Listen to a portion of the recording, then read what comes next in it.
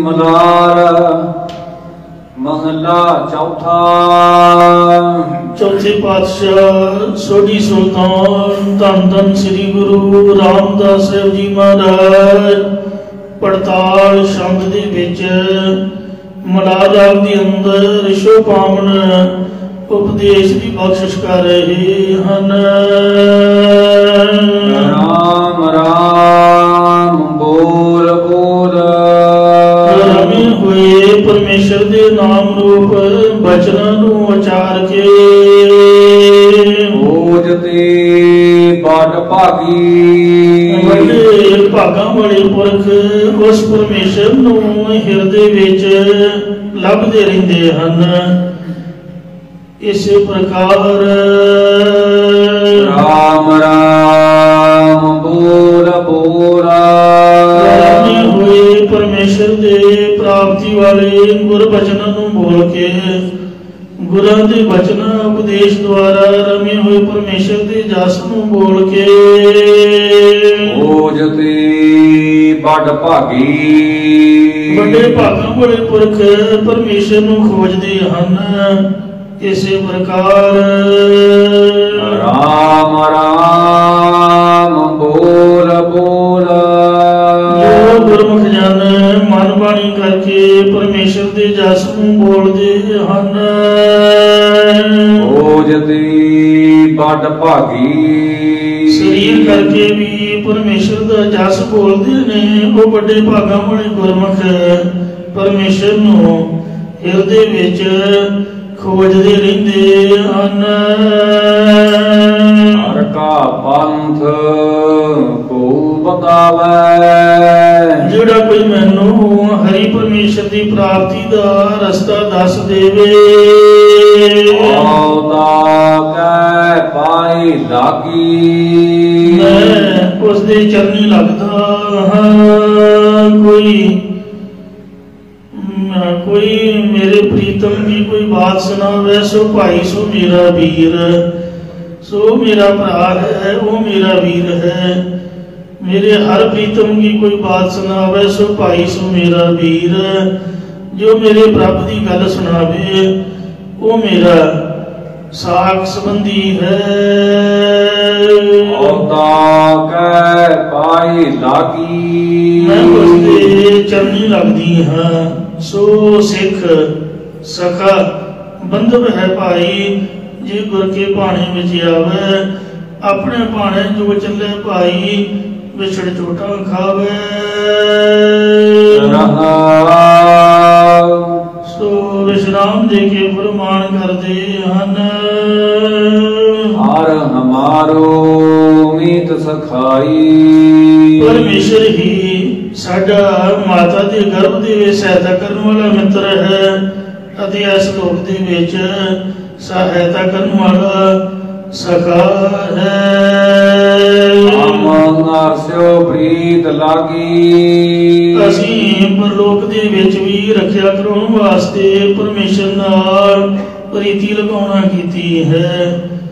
इस प्रकार हमारो मीत सखाई परमेश्वर साडा इस लोक दा मित्र अते परलोक दा सखा है। हम हर्षो प्रीत लागी इस करके हमारी परमेश्वर दे नाल प्रीति लगी है। हर हम गाव है हर हम बोला है। असी परमेश्वर दे जस नू नाम नू कीर्तन विच पा के गाउंदे हां। असी सुधे सिद्ध भी परमेश्वर दे जस नू नाम नू हमेशा ही बोलते रहते हैं। और दुतिया प्रीत हम त्यागी और द्वैत वाली प्रीति हमने असने त्याग छड़ी है। मन मोरो प्रीतम राम जो मन नू मोहित करने वाला मेरा प्यारा परमेश्वर है।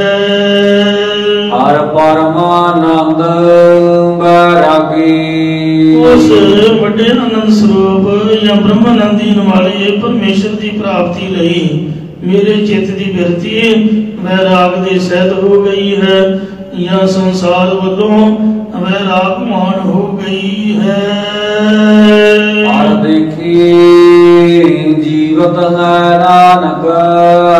ਸਤਿਗੁਰੂ ਮਹਾਰਾਜ ਸਾਹਿਬ ਜੀ ਕਥਨ ਕਰਦੇ ਨੇ ਕਿ ਪਰਮੇਸ਼ਰ ਦੇ ਦਰਸ਼ਨ ਵੇਖ ਕੇ ਮੇਰਾ ਆਤਮਿਕ ਜੀਵਨ ਵੱਲ ਜਿਉਣਾ ਹੁੰਦਾ ਹੈ।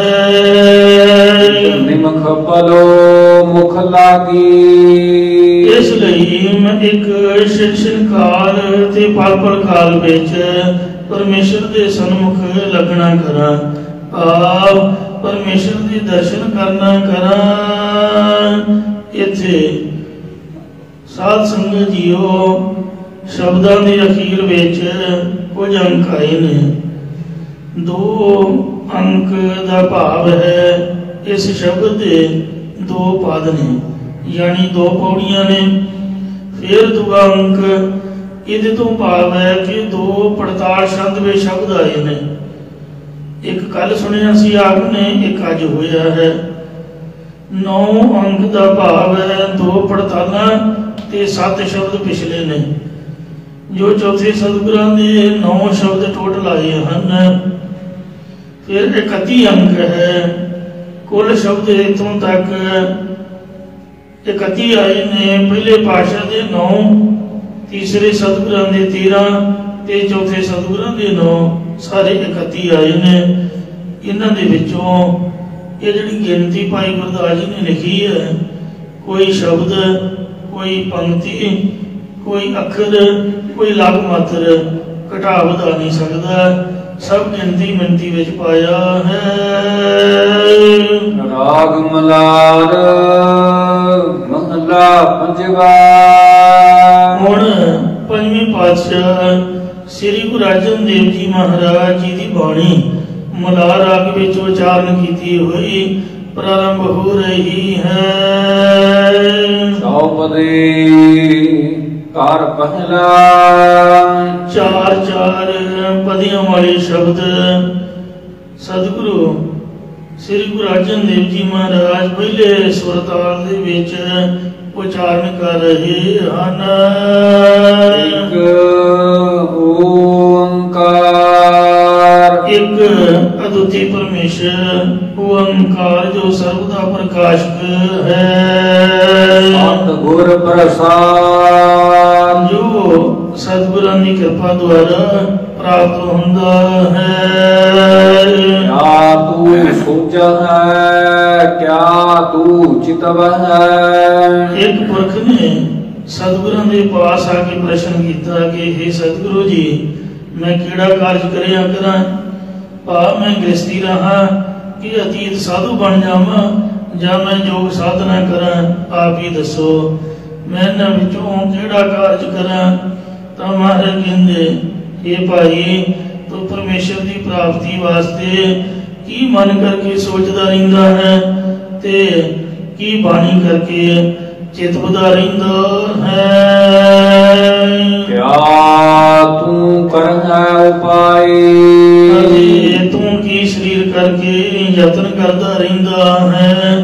ਇਸੇ ਪ੍ਰਕਾਰ ਕਿਆ ਤੂੰ ਸੋਚ ਹੈ, ਕਿਆ ਤੂੰ ਚਿਤਵ ਹੈ। ਤੂੰ ਕੀ ਸੋਚਦਾ ਰਹਿੰਦਾ ਹੈ ਕਿ ਮੈਂ ਸ਼ਾਸਤਰ ਗਿਆਨੀ ਹੋਵਾਂ? ਤੂੰ ਕੀ ਚਿਤਵਦਾ ਰਹਿੰਦਾ ਹੈ ਕਿ ਮੈਂ ਯੋਗਾ ਅਭਿਆਸੀ ਹੋਵਾਂ? ਕਿਆ ਤੂੰ ਕਰਨਾ ਉਪਾਈ।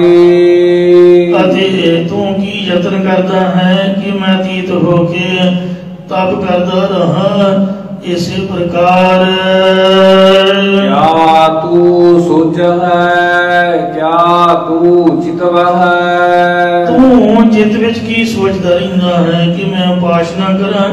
ਤੂੰ ਕੀ ਚਿਤਵਦਾ ਰਹਿੰਦਾ ਹੈ ਕਿ ਮੈਂ ਗਿਆਨ ਕੰਡ ਵਿੱਚ ਅਸਥਿਤ ਹੋਵਾਂ? ਕਿਆ ਤੂੰ ਕਰਨਾ ਉਪਾਈ। ਤੂੰ ਕੀ ਯਤਨ ਕਰਦਾ ਰਹਿੰਦਾ ਹੈ ਕਿ ਮੈਂ ਕਰਮ ਕਾਂਡ ਕਰਾਂ? ਇਸੇ ਪ੍ਰਕਾਰ ਕਿਆ ਤੂੰ ਸੋਚ ਹੈ, ਕਿਆ ਤੂੰ ਚਿਤਵ ਹੈ। ਤੂੰ ਹਿਰਦੇ ਵਿੱਚ ਕੀ ਸੋਚਦਾ ਰਹਿੰਦਾ ਹੈ कि मैं निहंका अनुसार जुक्ति प्रधान होके एक देसी ईश्वर की विचार करा, तू की चितवनी करता रहिंदा है कि मैं सांख शास्त्र पढ़ के अनिश्वरवादी हो जावा। तू करह उपाय, तू की उपाय करता रहिंदा है कि मैं विशेषक बन के कालवादी भाव समय का ज्ञाता बन जावा।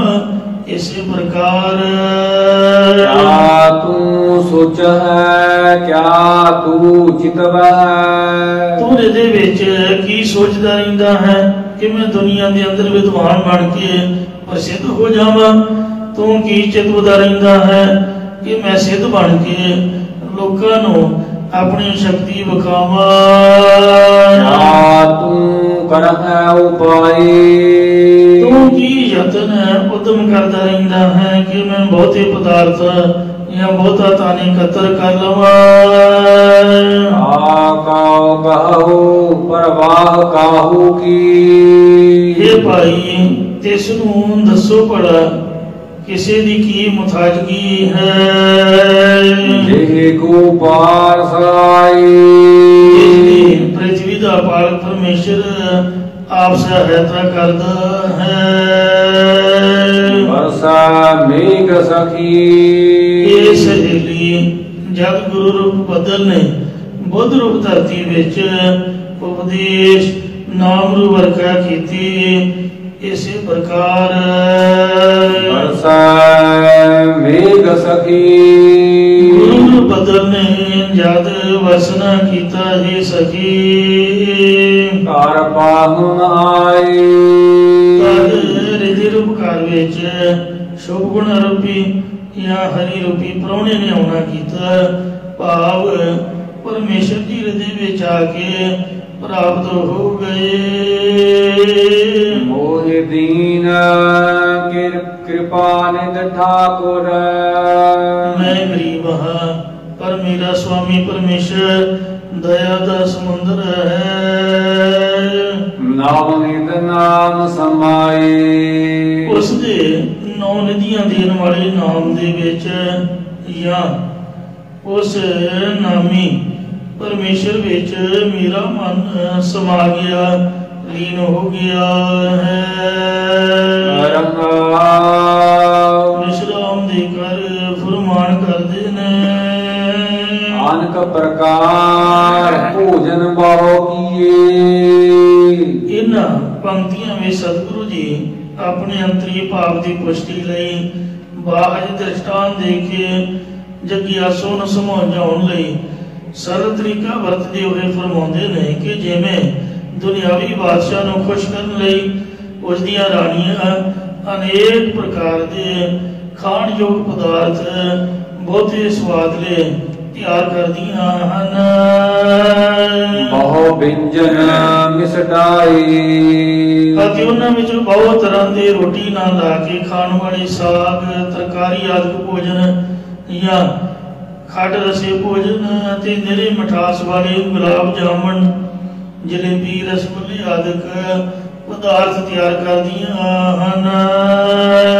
हरि पाकशाल सोच पवित्रा, ओहो पाक रसोई, साल का अर्थ है रसोई, पाक का अर्थ है पवित्र।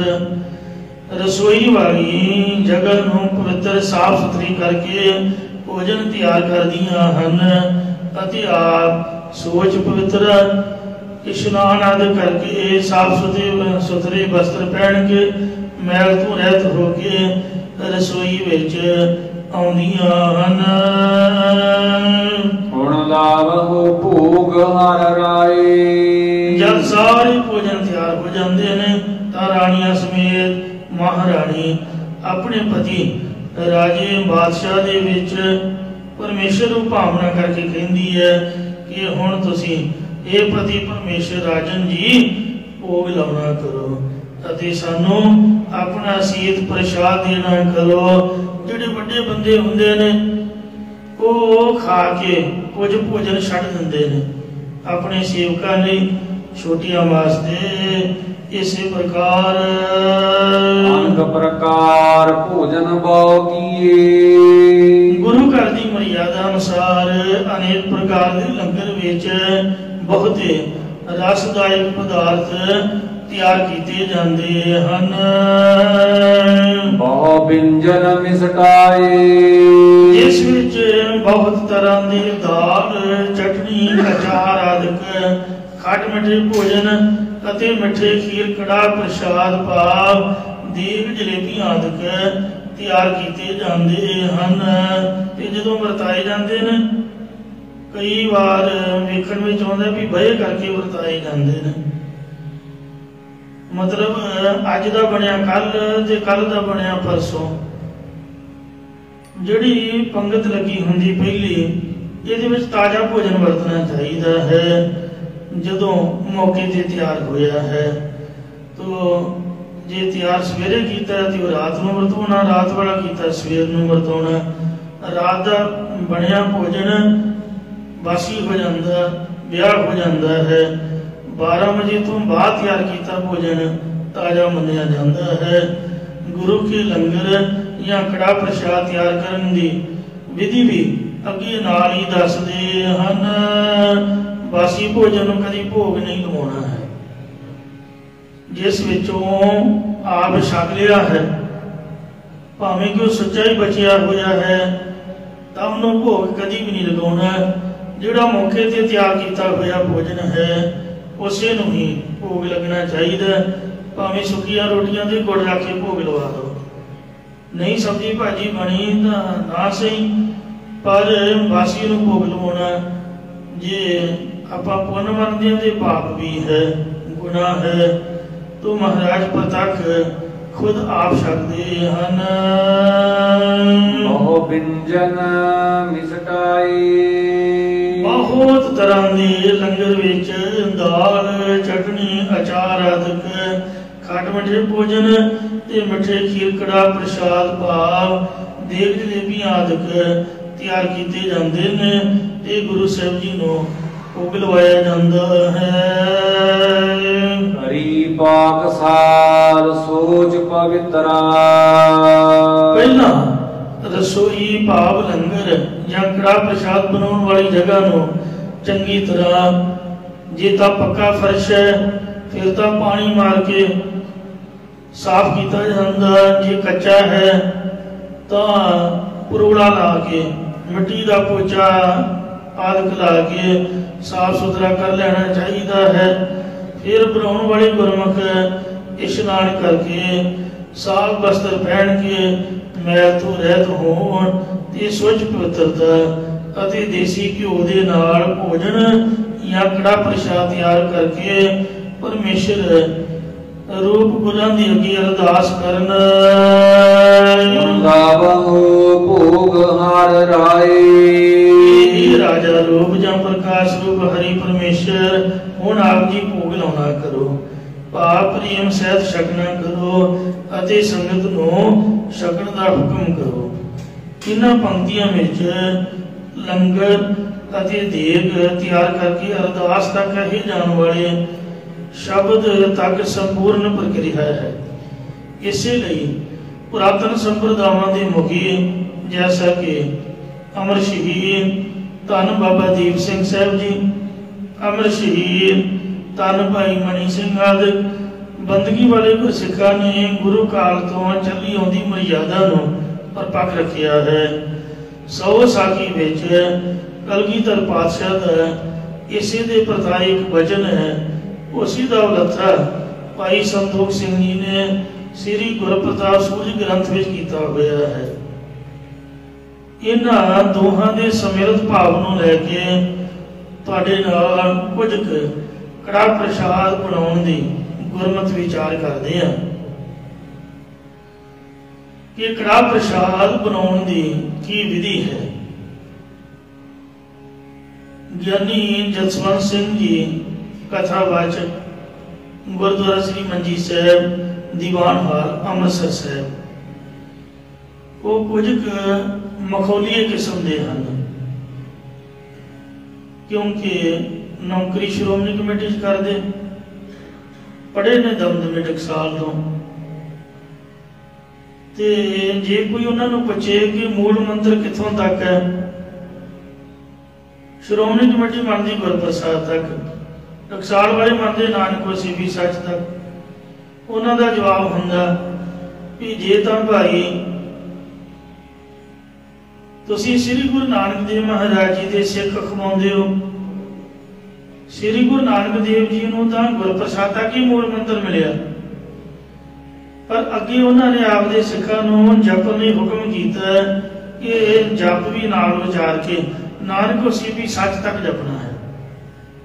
जे तो सचमुच ही गुरु नानक साहब को मानते हो ये तो नानक वसीबी सच तक जपो, गुरु जी का हुक्म है। पर मूल मंत्र अकाल पुरख तो गुरप्रसाद तक ही मिलिया है।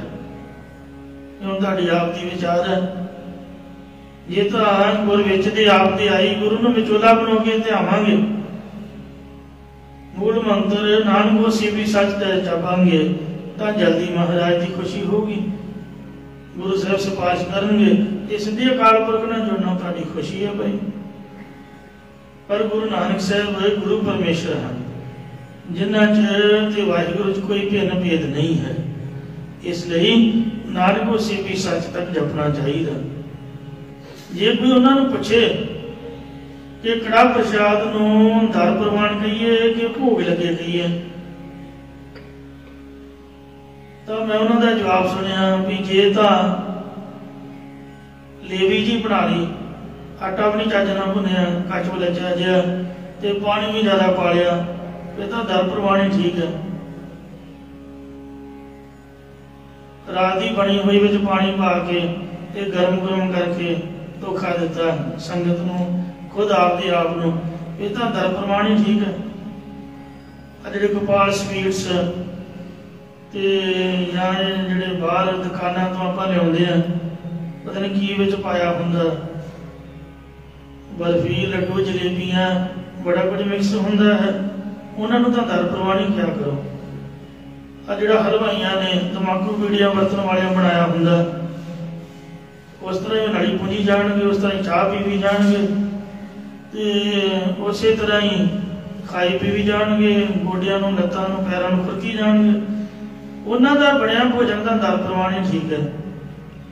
तो जे तुसीं महाराज नूं प्रसन्न करने भोग लवाउणा है तो फिर पूरी सुचमता मर्यादा नाल जी बनिया होवे, फिर भोग लगे कहना चाहिए है। तो गुरु साहब भोग लाउंदे ने, तो उन्हां सारियां चीज़ां दर प्रवान ही ने। सब तो पहला जिस थां जां रसोई विच देग बनाउणी होवे उस थां, अजकल पत्थर का जमाना है, टैलों का जमाना है, पहला एक कपड़े नाल उन्होंने साफ करो, फिर साफ कपड़ा लैके चंगी तरह गिला करके टैलों पत्थर नूं चंगी तरह पोचा फेर के साफ करना चाहिए। जे कच्चा है तो मिट्टी का परोला फिर के साफ करनी चाहिए जगह, कोई का पोचा नहीं लाना। जे पक्की जगह होवे तो इशनान करवाना चाहिए है, कच्ची जगह मिट्टी का परोला ते पक्की जगह इशनान करवाना चाहिए। देग बनाने घट्टो घट 2 त्यागपुर त्याग सिंह होने चाहिए ने, बजर करैतियां जां निबरा पुरख देन बनाने की सेवा च नहीं लगना चाहिए। जे वो लग गया तो शहीद उन्होंने पुट्ठा टंगणगे, ਉਹਦੀਆਂ ਭੁਆਟਣੀਆਂ ਪਾਉਣਗੇ, ਸੁੱਤੇ ਪਿਆ ਉਹਨੂੰ ਕੁਸੋਨੇ ਜੜਨਗੇ, ਸੁਪਨੇ ਵਿੱਚ ਵੀ ਉਹਨੂੰ ਨੀਂਦ ਨਹੀਂ ਆਊਗੀ।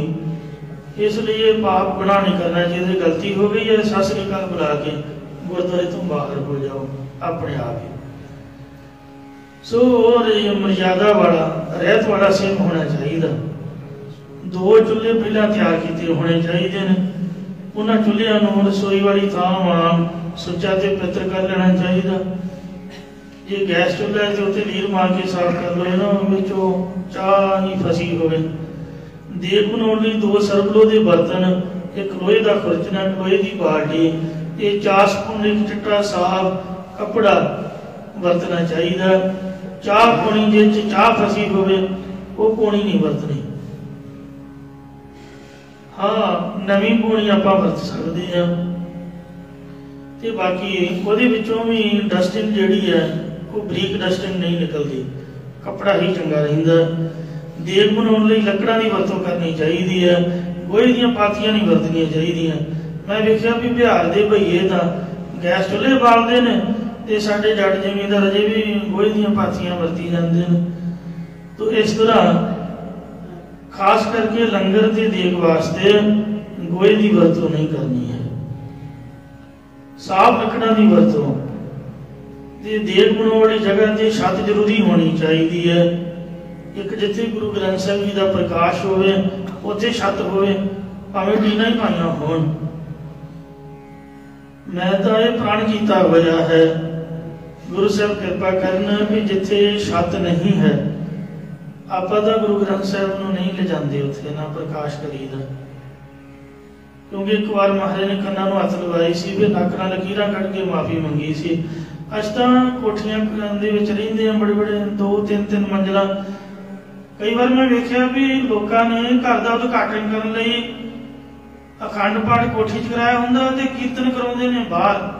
ਪਤਾ ਨਹੀਂ ਉਹ ਜਗ੍ਹਾ ਵੀ ਚੱਜ ਦੀ ਹੁੰਦੀ ਕਿ ਨਹੀਂ ਹੁੰਦੀ, ਸਾਫ਼ ਨਹੀਂ ਕਰਦੇ। ਉਹੀ ਉੱਥੇ ਦਰੀਆਂ ਤੱਪੜ ਜੇ ਵਿਛਾ ਕੇ ਤੰਬੂ ਲਾ ਲੈਂਦੇ। ਮੈਂ ਕਈਆਂ ਨੂੰ ਆਖਿਆ ਵੀ ਤੁਸੀਂ ਮੂਰਖੋ, ਉਦਘਾਟਨ ਘਰ ਦਾ ਕੀਤਾ, ਜਗ੍ਹਾ ਤਾਂ ਪਵਿੱਤਰ ਘਰ ਦੀ ਕਰਨੀ ਹੈ ਕਿ ਬਾਹਰ ਰੂੜੀਆਂ ਕਰਨੀਆਂ? ਦੱਸੋ। 4 ਬੰਦੇ ਜੇ ਬਹਿੰਦੇ ਨੇ ਹਰਿਮੰਦਰ ਸਾਹਿਬ, ਕਿਤੇ ਕਿੰਨੀ ਕੁ ਸੰਗਤ ਬਹਿੰਦੀ ਦੱਸੋ। ਉਹਦੀ ਵੀ ਤਾਂ 4 ਰਾਗੀਆਂ ਮਗਰ ਤੇ 4 ਦੂਜੇ ਪਾਸੇ ਬੀਬੀਆਂ। जिन्हें कीर्तन सुनना उन्हें आपे जगह लभ लैनी है। लोग किहड़ा सुनते हैं जिन्हां लई आपां पंडाल लाया होया। मीह आई, हनेरी आई, 100 गलबात है, आपदे घर कीर्तन कराओ। नाले जगह तुहाडी कोठी पवित्र होवे, नाले छत दे थल्ले होवे। बाहर दा मतलब की होया? खुले पार्क घाह दे विच कई बार मीह आया तो मैं वेखिया भी बेदबी हुंदी गुरु साहिब दी। तो इस तरह ना तो प्रसाद ओपन च बनाना ते ना गुरु महाराज का प्रसाद ओपन विच करना है, छत के थले होना चाहिए है। क्योंकि आपां छत के हेठा रहिंदे सानू महाराज ने बड़ियां सोहणियां छत्तां दित्तियां होईयां ने। जे कोई चीज़ उपरों डिग पवे ते फिर वो भाफ दे विच पता नहीं लगता, ते मुड़ के पाप लगता, गुनाह लगता, प्रसाद अपवित्र हो जाता। कड़ा प्रसाद बनाने वास्ते जे 1.25 सेर आटा लेना तो उन्नी ही खंड लैनी है, उन्ना ही देसी घ्यो लेना है, तो 4.25 सेर पानी विच चासनी तैयार करनी चाहिए है। जे तो है मोटा आटा जिहड़ा गुरुद्वारे पाउंदे ने उहदे विच तां 4 गुणा पानी पींदा। जे घर वाला आटा बरीक आटा उहदे च 3 गुणा नाल सर जांदा। देग बनाने वाले ਸਿੰਘਾਂ ਦੇ ਮੂੰਹ ਤੇ कपड़ा बनिया होना चाहिए, गल्लां ना करते होण। कई बार मध की देग लियाउंदियां दोवें इकट्ठे तुरे आउंदे होणगे, पानी वाला ते देग वाला गल्लां मारदे होणगे। प्रसाद हत्थ च फड़ के कई बार आपां संगत च वरताउने आ, सत श्री अकाल जी, सत श्री अकाल जी, कदों आए जी, किंज जी, उंज जी। जिहड़ा वरतावा ਸਿੰਘ है वो किसी नाल वाकफी ना कढे, किसी को फतेह ना बुलाए, गल ना करे, किसी का हाल ना पूछे। जिहड़ा आपका काम पहला वो कर ले, मुड़ के प्रसाद रख के पासे हो गए, जी मिलना बाद विच मिल ले। जिथे देग वरत रही है उत्थे गल्लां करन दी मनाही है, क्योंकि बदो बदी मूँह दीयां थुक्कां कड़ा प्रसाद विच पै जांदियां ने। इस वास्ते गल्लां नहीं करनियां चाहिए, मूँह ते कपड़ा बनिया होना चाहिए ताकि मूँह की भाव या मूँह जो थोकाद देग दे विच या चाशनी विच ना पै जाए। पहला चाशनी तैयार करनी चाहिए है। जिन्नी मर्जी सोहनी खंड होवे कुछ डस्टिंग जरूरी होंदी है, मैल मूल वो सारी फिर निकल जाती है। ये चाशनी तैयार करके चिट्टे ते साफ कपड़े नाल भुन लई जाए ते मुड़ चूल्हे पर रख देनी चाहिए है ताकि गर्म रहे। दूसरे चूल्हे ते कढ़ाई विच घ्यो पा के उन्ना चिर आटा नहीं पाउणा चाहिए जिन्ना चिर घ्यो पिघल ना जाए। कई जिहड़े बेईमानी वाले ने वो पानी विच रहण दिंदे ने घ्यो दे, उपर उपर झाग आ जाती है। जिन्ना चिर झाग ना मिट जाए उन्ना चिर घ्यो भुजदा नहीं है। तो इस तरह जे कच्चा घ्यो होवे तो फिर भी प्रशाद नहीं सही बनता, घ्यो नूं चंगी तरह पका लेना चाहिए।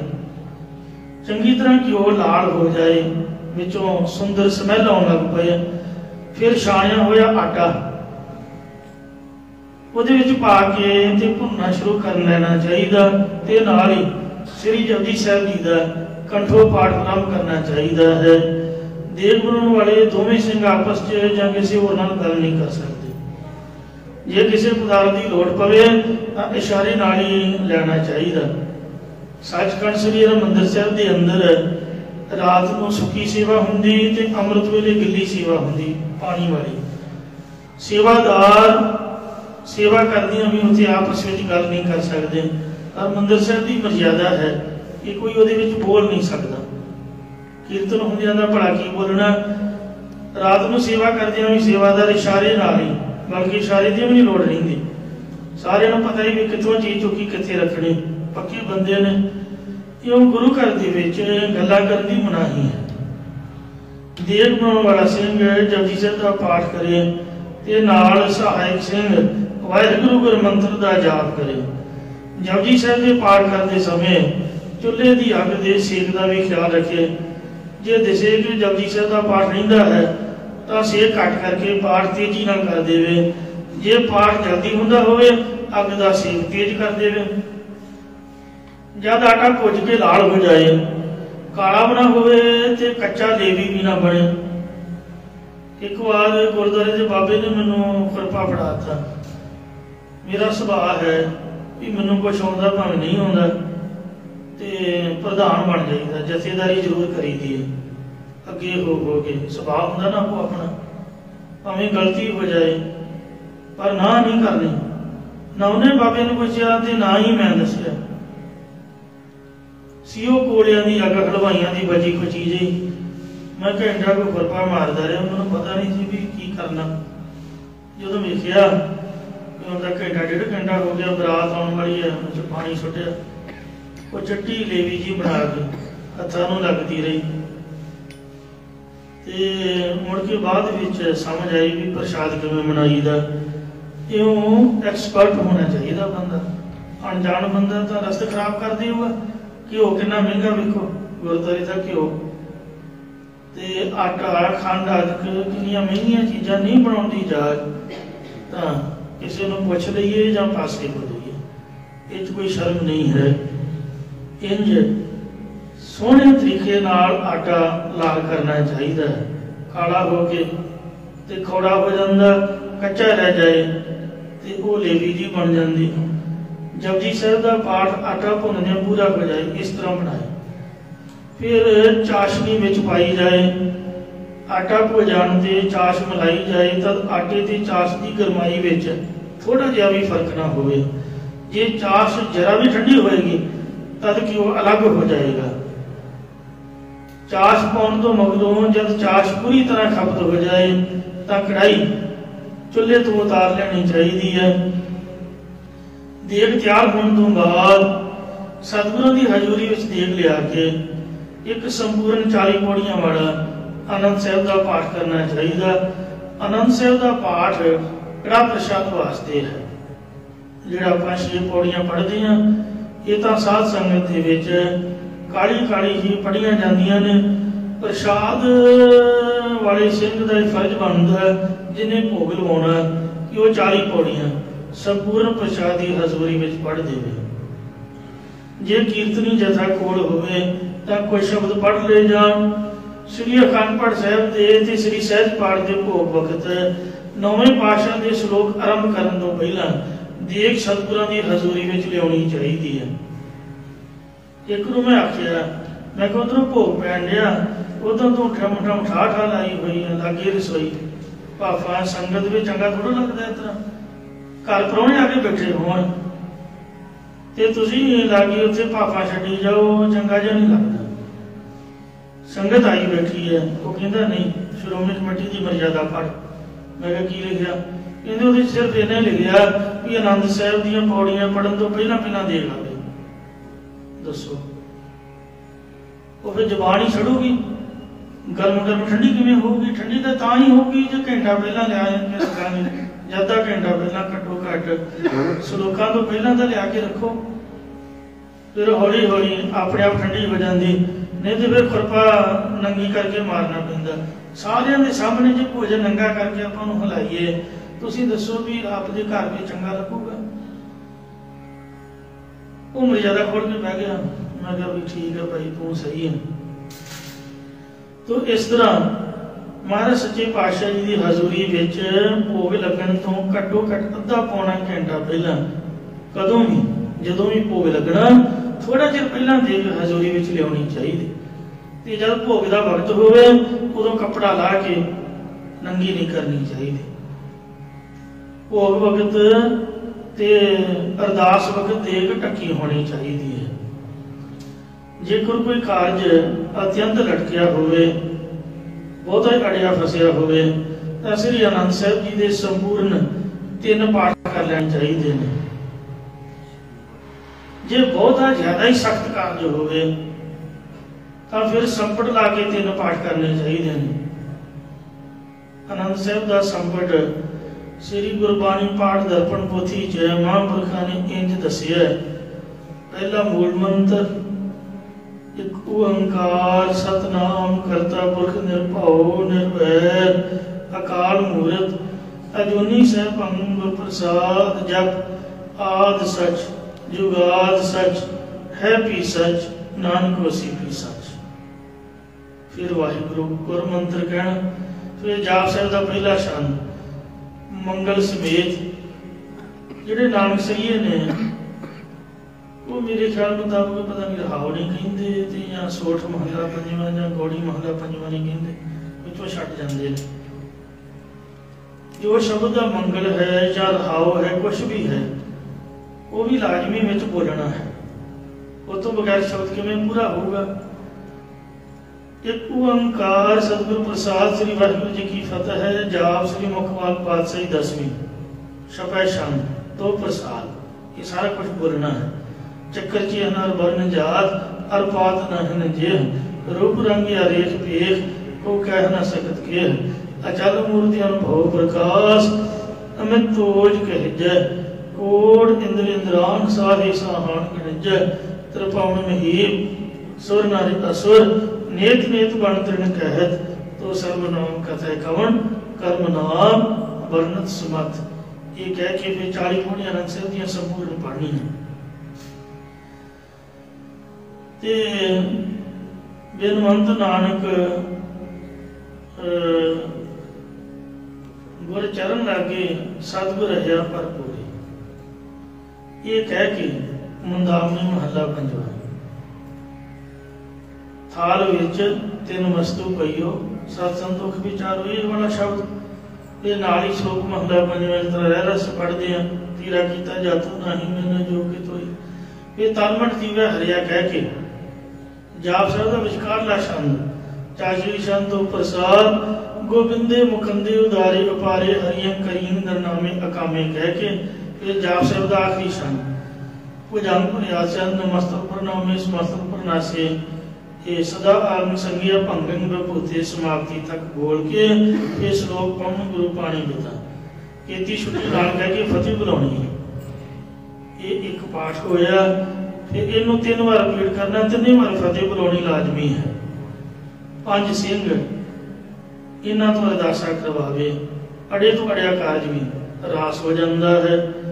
जदों अमृत संचार हुंदा उदों 5 प्यारे कड़ा प्रसाद आनंद साहब इसी तरह ही 3 बार पढ़ते हैं। जद अरदासिया सिंह तो पढ़े करी पाकसल सोच पवित्रा हुंदाओ भोग हराए, उस वक्त कड़ा प्रसाद विच कृपान भेंट करनी चाहिए है। अरदास तो बाद जब ग्रंथी सिंह मुख वाक लै लवे तदों सब तो पहला 5 सिंहां दा छांदा कढे, फिर हजूरी विच बैठे सिंह लई छांदा कढ के जिहड़ा हजूरी वाला छांदा हुंदा है वो ग्रंथी सिंह दा हुंदा है। कई सोचते ने भी ये शायद गुरु ग्रंथ साहब का है। गुरु ग्रंथ साहब नूं तां जदों कृपान भेंट कीती उदों ही भोग लग गया 10 पातशाहियां ते 5 प्यारिਆਂ ਦਾ ਪਹਿਲਾਂ ਕੱਢ लिया। ਜਿਹੜਾ ਹਜ਼ੂਰੀ ਵਾਲਾ ਹੁੰਦਾ ਹੈ ਬਾਟਾ ਉਹ ਗ੍ਰੰਥੀ ਸਿੰਘ ਦਾ ਹੁੰਦਾ ਤਾਂ ਕਿ ਉਹਦਾ ਧਿਆਨ ਸੰਗਤ ਚ ਨਾ ਰਹੇ ਵੀ ਜੇ ਸਾਰਿਆਂ ਨੂੰ ਪ੍ਰਸ਼ਾਦ ਵਰਤ ਗਿਆ ਮੇਰੀ ਜਗ੍ਹਾ ਪਤਾ ਨਹੀਂ ਬਚੂਗਾ ਜਾਂ ਨਹੀਂ ਬਚੂਗਾ। ਬਾਣੀ ਵਿੱਚ ਉਹਦੀ ਇਕਾਗਰਤਾ ਬਣੀ ਰਹੇ। ਫਿਰ ਇੱਕ ਸਤਿਕਾਰ ਵੀ ਹੈ ਮਹਾਰਾਜ ਦੇ ਗ੍ਰੰਥੀ ਦਾ। ਇਹ ਜਿਹੜੀ ਗੱਦੀ ਬਾਬਾ ਬੁੱਢਾ ਸਾਹਿਬ ਜੀ ਦੀ ਹੈ ਇਹ ਬਾਬਾ ਬੁੱਢਾ ਸਾਹਿਬ ਜੀ ਦਾ ਸਮਝ ਲਓ ਛਾਂਦਾ ਹੈ ਸਤਿਕਾਰ ਵਜੋਂ, ਤੇ ਜਾਂ ਫਿਰ ਸਾਡਾ ਧਿਆਨ ਨਾ ਰਵੇ ਤਾਂ ਪਹਿਲਾਂ ਰੱਖੀਦਾ ਹੈ। ਤੋ ਇੰਜ ਇਹ ਮਰਿਆਦਾ ਹੈ। ਫਿਰ ਸਾਧ ਸੰਗਤ ਦੇ ਵਿੱਚ ਜਿੰਨੀ ਦੇਗ ਉਹਨਾਂ ਹਿਸਾਬ ਲਾ ਲੈ, ਇਹ ਨਹੀਂ ਵੀ ਮੇਰਾ ਭਰਾ ਜਾਂ ਮੇਰਾ ਭਤੀਜਾ ਬੈਠਾ ਤੇ ਉਹਦਾ ਬੁੱਕ ਭਰ ਦੇਣਾ ਤੇ ਦੂਜੇ ਵੱਲ ਅੱਖਾਂ ਕੱਢਣੀਆਂ ਤੇ ਛੋਟਾ ਜਿਹਾ ਦੇਣਾ ਜਾਂ ਕਹਿਣਾ ਜਾ ਜਾ ਤੂੰ ਤਾਂ ਦੂਜੀ ਵਾਰ ਆਇਆ ਜਾਂ ਤੀਜੀ ਵਾਰ ਆਇਆ। ਸਾਡੇ ਨਿਆਣਿਆਂ ਦਾ ਸੁਭਾਅ ਸੀ ਨਾ, ਆਪਾਂ ਇੱਕ ਵਾਰ ਲੈਣਾ ਤੇ ਮੁੜ ਕੇ ਫੇਰ ਤੇ ਘਿਓ ਨੂੰ ਸਾਫ਼ ਕਰਕੇ ਫੇਰ ਲੈਣ ਚੱਲ ਜਾਣਾ। ਤੋ ਇਸ ਤਰੀਕੇ ਦੇ ਨਾਲ ਪਿਆਰ ਦੀ ਬੋਲੀ ਦੇ ਵਿੱਚ ਸੰਗਤ ਨੂੰ ਸਮਝਾਉਣਾ ਚਾਹੀਦਾ। ਨਿਆਣਿਆਂ 'ਚ ਤਾਂ ਰੱਬ ਵਸਦਾ। ਗੁਰੂ ਗੋਬਿੰਦ ਸਿੰਘ ਨੇ ਜਦ ਪਟਨਾ ਸ਼ਹਿਰ ਛੱਡਿਆ ਹੈ ਤੇ ਉਹ ਰਾਣੀ ਸੀਗੀ ਮੈਣੀ ਰਾਣੀ, ਉਹਨੇ ਮਹਾਰਾਜ ਨੂੰ ਆਖਿਆ ਵੀ ਤੁਸੀਂ ਤਾਂ ਮੇਰੇ ਸਪੁੱਤਰ ਬਣੇ ਸੀ, ਵੀ ਪੁੱਤਰ ਤਾਂ ਮਾਵਾਂ ਕੋਲ ਰਹਿੰਦੇ ਨੇ ਤੇ ਮੈਂ ਹੁਣ ਤੁਹਾਨੂੰ ਵੇਖਿਆ ਕਿਵੇਂ ਕਰੂੰਗੀ। ਤੇ ਗੁਰੂ ਗੋਬਿੰਦ ਸਿੰਘ ਨੇ ਪਤਾ ਕੀ ਆਖਿਆ, ਸਾਨੂੰ ਯਾਦ ਰੱਖਣਾ ਚਾਹੀਦਾ।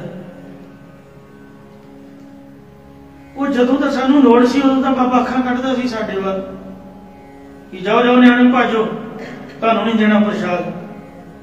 ਲੱਡੂ ਜਲੇਬੀਆਂ ਪ੍ਰਸ਼ਾਦ ਤਾਂ ਨਿਆਣਿਆਂ ਨੂੰ ਚਾਹੀਦਾ। ਹੁਣ ਸਾਡੇ ਢਿੱਡ ਮੋਟੇ ਹੋ ਗਏ ਨੇ ਤੇ ਡਾਕਟਰ ਨੇ ਕਹਿਤਾ ਵੀ ਮਿੱਠਾ ਨਹੀਂ ਖਾਣਾ। ਹੁਣ ਆਪਾਂ ਕਹਿੰਦੇ ਬਾਬਾ ਜੀ ਇੰਨਾ, ਕਹਿੰਦੇ ਨਹੀਂ ਨਹੀਂ ਭਾਈ ਲੈ ਲਓ, ਕਹਿੰਦਾ ਨਹੀਂ ਜੀ। ਜਦੋਂ ਤਾਂ ਸਮੋਸੇ ਖਾਣ ਨੂੰ ਜੀ ਕਰਦਾ ਉਦੋਂ ਤਾਂ ਬੋਝੀ 'ਚ ਪੈਸੇ ਨਹੀਂ ਸੀ ਹੁੰਦੇ। ਹੁਣ ਮਹਾਰਾਜ ਨੇ ਬੋਝੀਆਂ ਭਰੀਆਂ ਪਈਆਂ। ਹੁਣ ਡਾਕਟਰ ਨੇ ਕਹਿ ਦਿੱਤਾ ਵੀ ਟੀਕਾ ਲੱਗੂਗਾ ਜੇ ਸਮੋਸਾ ਖਾਧਾ। ਰੱਬ ਦੀ ਕੁਦਰਤ ਬੜੀ ਮਹਾਨ ਹੈ। ਜਿਨ੍ਹਾਂ ਨੂੰ ਲੋੜ ਹੈ ਉਹਨਾਂ ਨੂੰ ਮਿਲਦਾ ਨਹੀਂ, ਤੇ ਜਿਨ੍ਹਾਂ ਨੂੰ ਨਹੀਂ ਲੋੜ ਆਪਾਂ ਬਦੋ ਬਦੀ ਕਹਿੰਦੇ ਉਹ ਲੈ ਕੋਈ ਫਲਾਣਿਆ ਹੋ ਜ਼ਬਰਦਸਤੀ ਜੇ ਕੋਈ ਨਾ ਵੀ ਕਰੇ। ਇਸ ਤਰ੍ਹਾਂ ਨਹੀਂ ਹੋਣਾ ਚਾਹੀਦਾ। ਖਾਸ ਕਰਕੇ ਖਾਣ ਪੀਣ ਦੇ ਮਾਮਲੇ ਵਿੱਚ तो जिस तरह किसी की रुचि है, मतलब साध संगत दे विच इक्को जिहा शानदार वरते गुरु साहब की हजूरी का नियम है। जिहड़ा कड़ाह प्रसाद खास करके या गुरु के लंगर दे विच भाई भतीजावाद करदा, जिहदा खीर आई ये तो अपने लिए रख ली, आपदे भतीजा नहीं रख ली, ते जे दाल फुलका होया ते फिर सबना नूं वरताता, आपदे लिए चंगा चोखा रख लिया। ਜਿਹੜਾ ਇਸ ਤਰ੍ਹਾਂ ਕਰਦਾ ਉਹਨੂੰ ਖੁਰਕ ਪੈ ਜਾਂਦੀ ਹੈ। ਇਹ ਮਰਜ਼ਾਦਾ 'ਚ ਲਿਖਿਆ ਹੋਇਆ ਹੈ।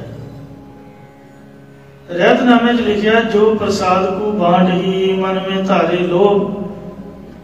ਇੱਕ ਉਹਦਾ ਮਨ ਹਮੇਸ਼ਾ ਹੀ ਲੜਾਕਾ ਤੇ ਚਿੜਚਿੜਾ ਤੇ ਉਦਾਸੀ ਵਾਲਾ ਰਹਿੰਦਾ।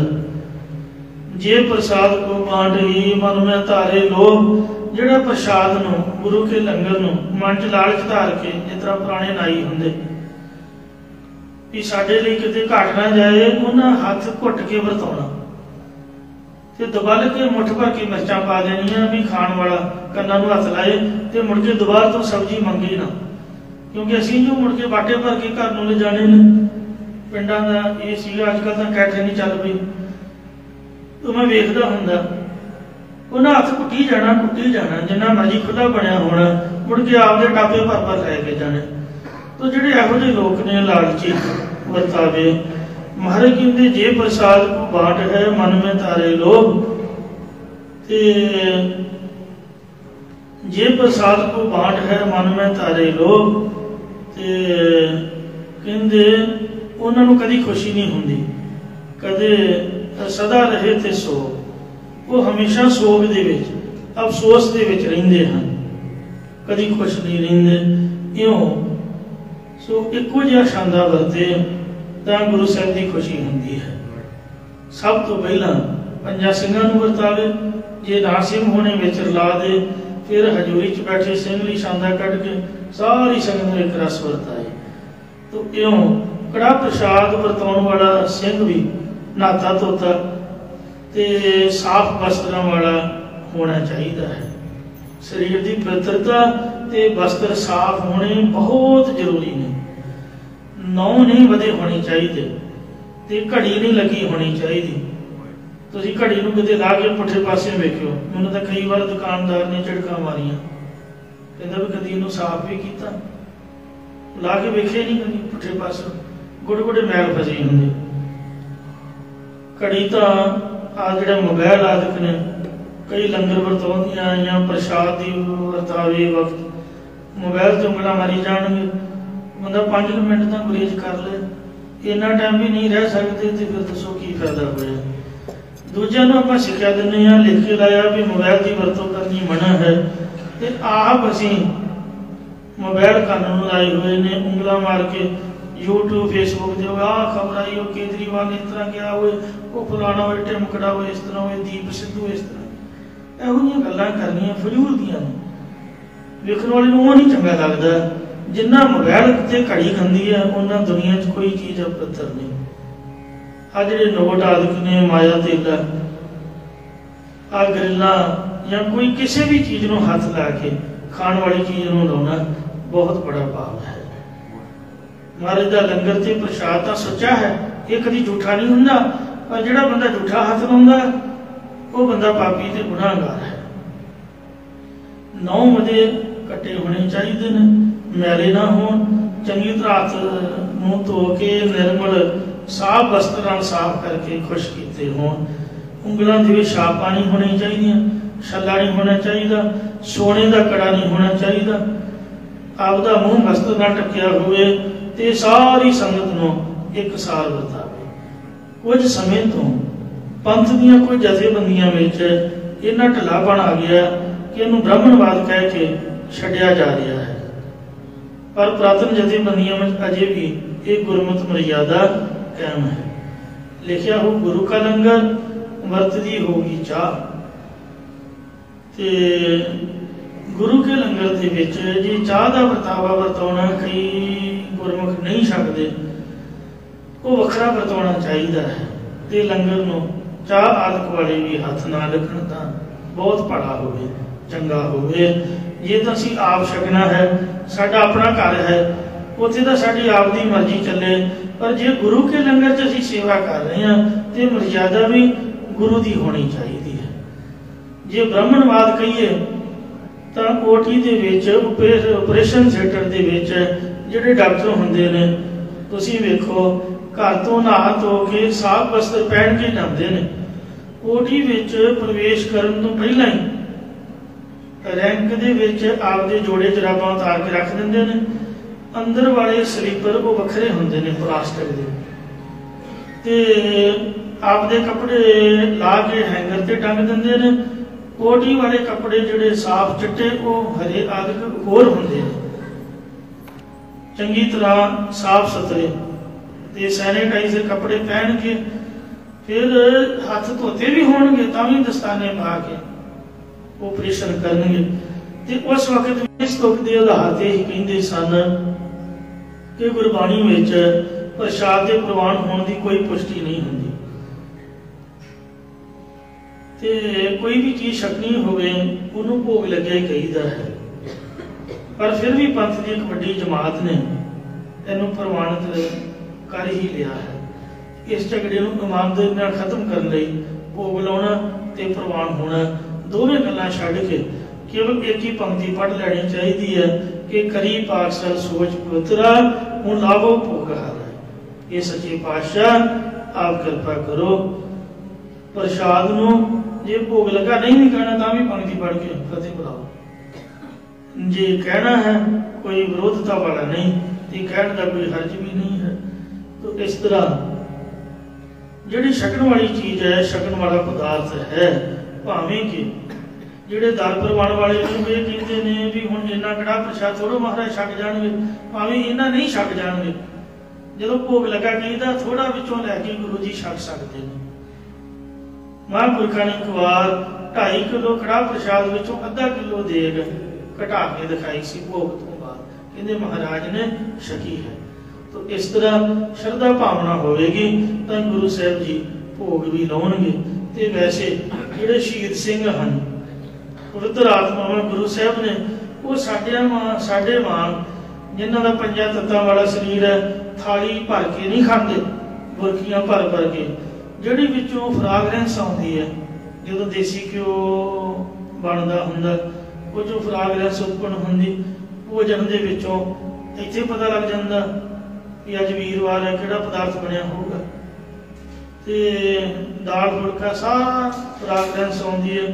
ਇਸ ਤਰ੍ਹਾਂ ਇਹਦੇ ਨਾਲ ਹੀ ਪਵਿੱਤਰ ਆਤਮਾਵਾਂ ਭੋਗ ਲਾ ਲੈਂਦੀਆਂ ਨੇ, ਉਹ ਸਾਡੇ ਵਾਂਗੂ ਲੱਭ ਭਰ ਕੇ ਨਹੀਂ ਖਾਂਦੇ। ਤੇ ਇਸ ਤਰ੍ਹਾਂ ਤਰਕ ਨਹੀਂ ਹੋਣੀ ਚਾਹੀਦੀ। ਪ੍ਰਸ਼ਾਦ ਬਣਦੀ ਹੀ ਭਾਫ ਉੱਡੀ, ਉਹ ਭਾਫ ਚੋਂ ਹੀ ਸਾਰੀ ਜਿੰਨੀ ਵਾਤਾਵਰਨ ਸ਼ੁੱਧਤਾ ਵਾਲਾ ਹੋ ਗਿਆ, तो सारिया आत्मावां प्रसन्न हो गई। ये तक गुर मर्यादा समझ लो। इस वास्ते इतने तक नहीं होनी चाहिए। करी पाकसार सोच पुत्रा उन लाभो भोग आ जाए। महाराज हरि राजा परमात्मा जी गुरु साहब जी कृपा करके भोग लाना करो जी। इसे प्रकार भोजन बहु किए। सच्चे पातशाह असीं अनेक किस्म के अंतरीव खाण योग पदार्थ बहुत तरीकों नाल या बहुत ही रसदायक बनाउणा कीते हन। किहड़े बनाउणा कीते ने? ये सच्चे पातशाह असीं सरवण करन नूं बहुत तरह के सलूणे भोजन व्यंजन ते मनण करन नूं मिष्टाए मिठे भोजन तैयार कीते हन। या बहुत किस्म के सरवण करन सलूणे भोजन ते बहुत प्रकार के मनन करनो मिठे भोजन ते बहुत तरह के निध्यासन करनो रसदायी भोजन तैयार किए हन। बहु व्यंजन मिष्टाए। बड़े व्यंजन, ये हिंदी का अखर है व्यंजन। व्यंजन तो व्यंजन बनया बहुत किस्म के मिठे लूण वाले खड़ मिठे इत्यादि भोजन तैयार किए हन जी। पाकसार सोच पवित्रा। इस ज्ञान रूपी भोजन ध्यान करने की बुद्धि रूप रसोई विच पवित्र तो पवित्र ये बनाना कीती है। आ साहिबजादियां दा जोड़ मेला होंदा है फतेहगढ़ साहब छोटे साहिबजादियां दा। कई लंगरां दे उपर तर्क करते हैं। पंजवें पातशाह दा हुण शहीदी गुरपुरब आउणा, कई छबीलां दे घुंगणियां प्रसाद ते तर्क करते हैं। वो ये लॉजिक दिंदे ने वेखो जी साहिबजादे तां शहीद हो गए ते तुसीं आ वरता रहे हो, ओ वरता रहे हो, खीर पूड़ियां दा लंगर लगा होया ते पंजवें पातशाह तती तवी ते बैठे हो, तुसीं घुंगणियां प्रसाद वाल तुसीं मिठा जल वरता रहे हो। इस तरह तर्क करते हैं।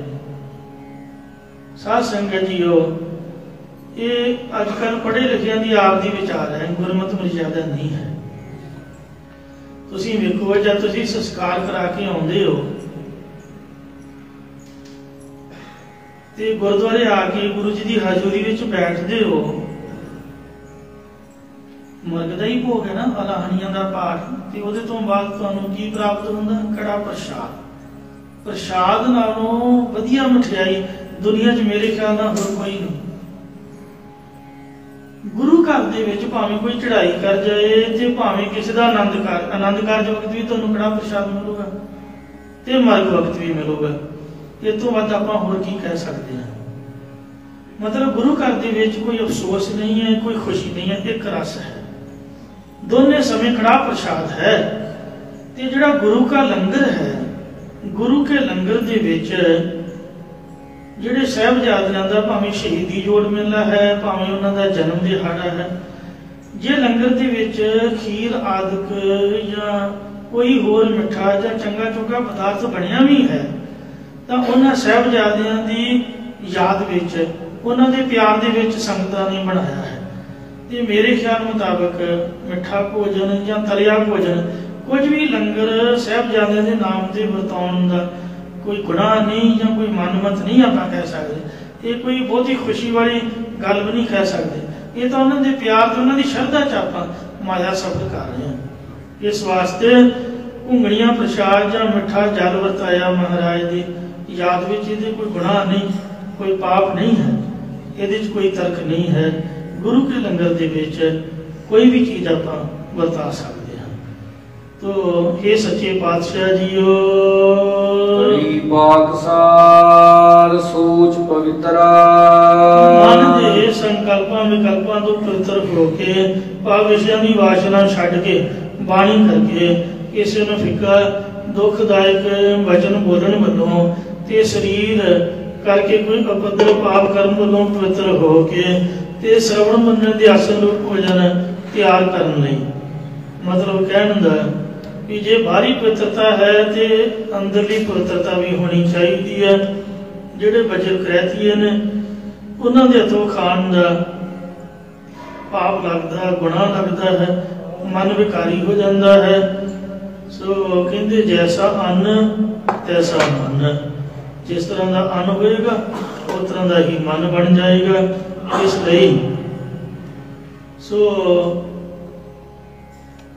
ਕਹਿੰਦੇ ਨੇ ਕਿ ਜਾਂ ਕੀ ਰਹਿਤ ਨਾ ਜਾਣੀ ਹੈ, ਗੁਰ ਮੰਤਰ ਨਹੀਂ ਜੀਤ, ਜਿਨ੍ਹਾਂ ਦੀ ਕੋਈ ਰਹਿਤ ਮਰਜ਼ਾਦਾ ਨਹੀਂ ਤੇ ਗੁਰ ਮੰਤਰ ਉਹਨਾਂ ਨੂੰ ਚੇਤੇ ਨਹੀਂ। ਭੋਜਨ ਤੰਕਾ ਖਾਏ ਕੈ ਬਿਸਰੈ ਹਸਿਉ ਪ੍ਰੀਤ, ਤੇ ਇਹਨਾਂ ਦੇ ਹੱਥ ਦਾ ਭੋਜਨ ਖਾਣ ਤੋਂ ਵਾਹਿਗੁਰੂ ਨਾਲੋਂ ਪ੍ਰੀਤੀ ਟੁੱਟ ਜਾਂਦੀ ਹੈ। ਇਸ ਲਈ ਸ੍ਰੀ ਗੁਰੂ ਨਾਨਕ ਦੇਵ ਮਹਾਰਾਜ ਜੀ ਕਦੀ ਵੀ ਭੋਜਨ ਨਹੀਂ ਸਨ ਛਕਦੇ, ਕਿਸੇ ਐਰੀ ਗੈਰੀ ਜਗ੍ਹਾ ਤੋਂ ਕਿਤੋਂ ਨਹੀਂ ਸਨ ਖਾਂਦੇ। ਮਰਦਾਨਾ ਵੇਖੋ ਪਾਣੀ ਪੀਣ ਗਿਆ ਹੀ ਵਿਚਾਰਾ ਅੜਕੀ ਆ ਜਾਂਦਾ ਸੀ, ਖਾਣ ਗਿਆ ਹੀ ਕਾਬੂ ਆ ਜਾਂਦਾ। ਬੜੀ ਕੰਧਾਰੀ ਤੋਂ ਕਿੰਨੀ ਪਰੇਸ਼ਾਨੀ ਹੋਈ, ਭਾਵੇਂ ਗੁਰੂ ਜੀ ਦਾ ਕੌਤਕ ਸੀਗਾ, ਖਾਣ ਪੀਣ ਤੋਂ ਹੀ ਸਾਰਾ ਕੁਛ ਹੋਇਆ। ਤੇ ਜਿਹੜੀ ਨੂਰ ਸ਼ਾਹ ਰਾਣੀ ਸੀਗੀ ਬੰਗਲਾਦੇਸ਼ ਦੀ, ਉੱਥੇ ਉਹਨੂੰ ਭੇਡੂ ਬਣਾਤਾ ਮਰਦਾਨੇ ਵਿਚਾਰੇ ਨੂੰ, ਪਾਣੀ ਪੀਣ ਗਿਆ ਸੀਗਾ। ਉਹ ਜਿੰਨੀਆਂ ਬਿਮਾਰੀਆਂ ਨੇ ਜੇ ਆਪਾਂ ਮਰਜ਼ਾਦਾ ਦਾ ਨਾ ਖਾਈਏ ਤਾਂ ਪੈਦਾ ਹੁੰਦੀਆਂ ਨੇ। ਹਮੇਸ਼ਾ ਮਾਵਾਂ ਬੱਚਿਆਂ ਨੂੰ ਸਮਝਾਉਂਦੇ ਵੀ ਕਿਸੇ ਦੇ ਹੱਥੋਂ ਲੈ ਕੇ ਨਹੀਂ ਖਾਣਾ, ਕਿਸੇ ਦੇ ਘਰੋਂ ਨਹੀਂ ਖਾਣਾ। ਮਾਂ ਪਿਓ ਕਾਹਦੇ ਲਈ ਨੇ? ਆਪਦੀ ਮਾਂ ਕੋਲੋਂ ਖਾਓ, ਆਪਦੇ ਘਰੋਂ ਖਾ ਕੇ ਜਾਓ, ਤੇ ਜੇ ਬਹੁਤਾ ਟਾਈਮ ਲੱਗਣਾ ਨਾਲ ਲੈ ਕੇ ਜਾਓ ਤੇ ਘਰ ਆ ਕੇ ਖਾਓ। ਐਵੇਂ ਰਾਹ ਖਾੜੇ ਇੱਧਰ ਉੱਧਰ ਤੁਰੇ ਫਿਰਨਾ ਇਹ ਕੋਈ ਚੰਗੀ ਗੱਲ ਨਹੀਂ ਹੈ। ਪ੍ਰੇਮ ਹੋਣਾ ਚਾਹੀਦਾ, ਰੋਟੀ ਪਾਣੀ ਕਿਸੇ ਨਾਲ ਸ਼ੇਅਰ ਨਾ ਕਰੋ। ਪਾਪ ਦਾ ਵੱਖਰਾ ਸਚਿੰਤਾ ਦੇ ਨਾਲ ਪਾਸੇ ਹੋ ਗਏ, ਛਕ ਛਕਾ ਲਓ। ਤੋ ਮਰਿਆਦਾ ਦਾ ਭੋਜਨ ਹੋਣਾ ਚਾਹੀਦਾ ਹੈ, ਨਹੀਂ ਤਾਂ ਭੁੱਖੇ ਰਹਿਣਾ ਪ੍ਰਵਾਨ ਕਰ ਲਓ। ਤੇ ਪਰ ਝੂਠਾ ਮਿੱਠਾ ਖਾਣ ਤੋਂ ਮਨ ਅਪਵਿੱਤਰ ਹੁੰਦਾ ਹੈ। ਮਲਕ ਭਾਗੂ ਦੇ ਪੂੜੀਆਂ ਚੋਂ ਗੁਰੂ ਨਾਨਕ ਸਾਹਿਬ ਨੇ ਖੂਨ ਕੱਢ ਕੇ ਦਿਖਾਇਆ ਸੀਗਾ। ਕਿਉਂ? ਦਸਾਂ ਦੀ ਕਿਰਤ ਦਾ ਪ੍ਰਸ਼ਾਦਾ ਹੋਣਾ ਚਾਹੀਦਾ। ਫਰੀਦ ਬਾਬਾ ਵੇਖੋ ਭੁੱਖਾ ਮਰ ਗਿਆ, ਲੱਕੜ ਦੀ ਰੋਟੀ ਨੂੰ ਚੱਕ ਮਾਰ ਲੈਂਦਾ ਸੀ, ਪਰ ਮਜਾਲ ਹੈ ਕਿਤੇ ਉਹ ਐਰੇ ਕਰੇ ਕੋਲੋਂ ਮੰਗ ਕੇ ਖਾਏ।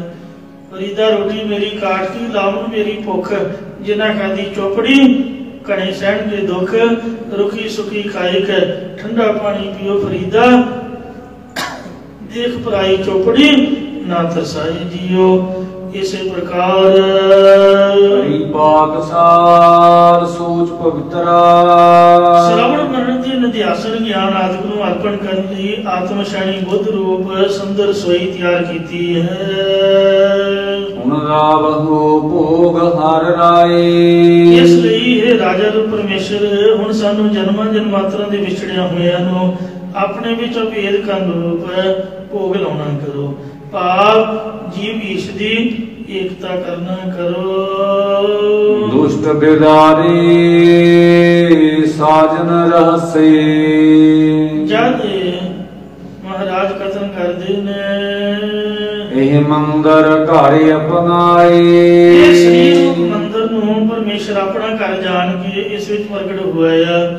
ਜਦ ਅਧਿਸ਼ਠਾਨ ਪਰਮੇਸ਼ਰ ਨੇ ਆਪਣੇ ਬਣਾ ਕੇ ਇਸ ਰਿਦੇ ਰੂਪ ਘਰ ਚ ਸਾਖਿਆਤ ਹੋਣਾ ਕੀਤਾ, ਤਦ ਕਾਮ ਕ੍ਰੋਧ ਆਦਿ ਵਿਕਾਰ ਵਿਦਾਰੇ ਕੱਟੇ ਗਏ, ਨਾਸ਼ ਹੋ ਗਏ, ਤੇ ਸਤ ਸੰਤੋਖ ਆਦਿ ਸ਼ੁਭ ਗੁਣਾ ਰੂਪੀ ਸੱਜਣ ਆਨੰਦ ਪ੍ਰਸੰਨਤਾ ਦੇ ਸਹਿਤ ਹੋ ਗਏ ਨੇ ਕਿ ਅੱਜ ਅਸੀਂ ਸਫਲੇ ਹੋ ਗਏ ਹਾਂ। ਜੋ ਗ੍ਰਹਿ ਲਾਲ ਰੰਗਿਓ ਆਇਆ, ਜਦ ਰਿਦੇ ਰੂਪ ਘਰ ਚ ਪਿਆਰਾ ਆਨੰਦੀ ਸਰੂਪ ਪਰਮੇਸ਼ਰ ਪ੍ਰਗਟ ਹੋ ਆਇਆ।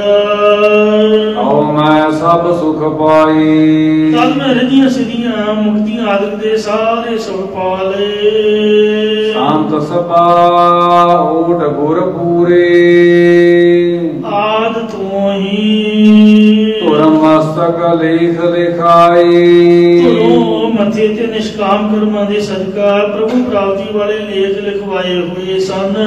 ਇਸ ਕਰਕੇ ਮੈਂ ਸ਼ਾਂਤ ਆਤਮਾ ਵਾਲੇ ਪੁਰਖਾਂ ਦੀ ਇਕੱਤਰਤਾ ਵਿੱਚ ਜਾ ਕੇ ਪੂਰਨ ਸਤਿਗੁਰਾਂ ਦੀ ਟੇਕ ਓਟ ਲੈਣਾ ਕੀਤੀ ਹੈ, ਜਿਨ੍ਹਾਂ ਦੇ ਗੁਰਦੁਆਰੇ ਕੜਾ ਪ੍ਰਸ਼ਾਦ ਵਰਤਦਾ, लंगर च मूंगी की दाल ते दूसरे सादे प्रशादे वरतते। कई कहते अगे जी मां साधक के नाल बहादरी आउंदी है। बाबे जरनैल सिंह ने मैं तो वेख्या भी कभी रोटी भी नहीं सी खाधी चज नाल, 2-4 बुरकियां नहीं तो दुध आदि पदार्थ छक लए।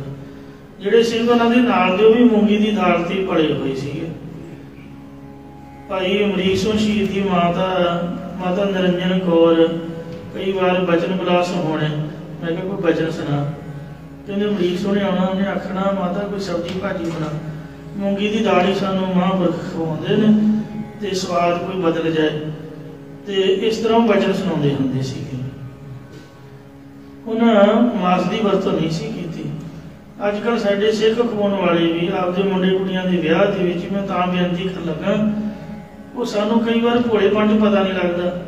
वो मैं किसी विआह ते गया तो कोल्ड ड्रिंक दे नाल ही उन्हें शराब विस्की रखी हुई है, सिखां दा घर। मैनू पता नहीं लगा वो नाल दे नशे ना हो विस्की हो।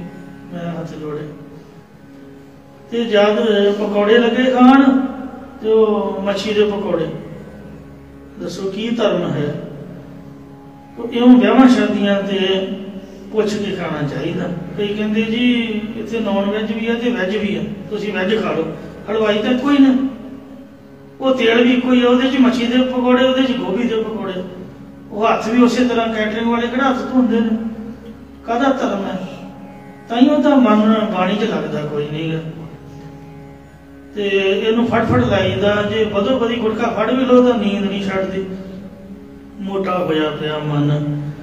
तो महाराज कलगीधर सच्चे पातशाह ने माता जी के कहने तो मैं गुरसिखां नूं माया आदत नहीं सी दित्ती। सतलुज रुड़ा के कहंदे भी इन्हां कोल जंग कराउणा है, बहादरी खत्म हो जाती बंदे च इस तरह का खाण पीण दे नाल।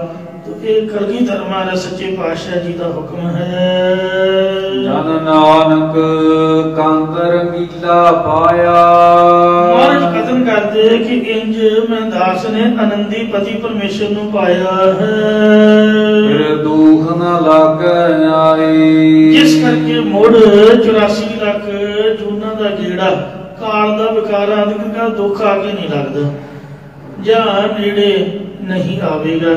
जहाज़ां दे विच भी जिहड़ा खाण पीण नूं मिलदा, उन्हां दे विच भी कोल्ड ड्रिंक दे नाल ही विस्की आदि रखी हुंदी कोई ट्रे दे विच। उन्हां नूं पता ही नहीं इन्हां गल्लां दा।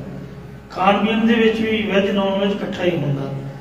तो गुरु महाराज कृपा करन, जे साडा खाना पीना सही हो जाए तो गुरु साहब की कृपा भी जल्दी हुंदी है। जगह भी बाणी पढ़न वास्ते लोगों ने घरां च पूजे पाठ वाले कमरे बनाए ने, काहदे वास्ते? भी वातावरण शुद्ध होए। जे वातावरण शुद्ध होए तो फिर शरीर भी जिन्हें बाणी पढ़नी हो मन भी शुद्ध होना चाहिए।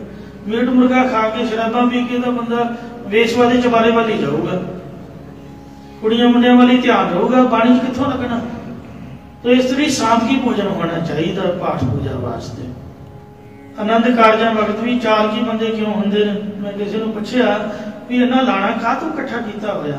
लावां ते कोई आउंदा नहीं, कहंदे बाबा जी शराबी बंदे ने। लाड़े नूं भी बथेरा समझाईदा भी बाद च पी नहीं, पहला आनंद कारज करा लो। मतलब ब्याह वाला मुंडा भी सवेरे नाश्ता भावें मिले ना मिले, प्याला जरूर मिलना चाहिए।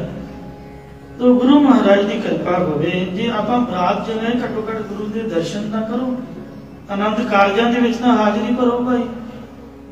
आनंद कारज हुंदे ने 4 बजे, वो पहला पी के डिगे हुंदे ने। सतगुरु कृपा करन, साडा खाना दाना अन्न पानी सही होवे, मर्द की मर्यादा होवे। सच्चे पातशाह जी का भोग लग्या गुरु घरों, लंगर प्रसाद छक के मन पवित्र हुंदा, बाणी चित जुड़दा। सतगुरु की कृपा रहमत होवे। भुल्लां चुका क्षमा कर रही जी। अगे 2 समत बख्शने। संत सभा उन गुरपुरी, मस्तक लेख लिखाए। जन नानक कंत रंगीला पाया। वाहिगुरू जी का खालसा।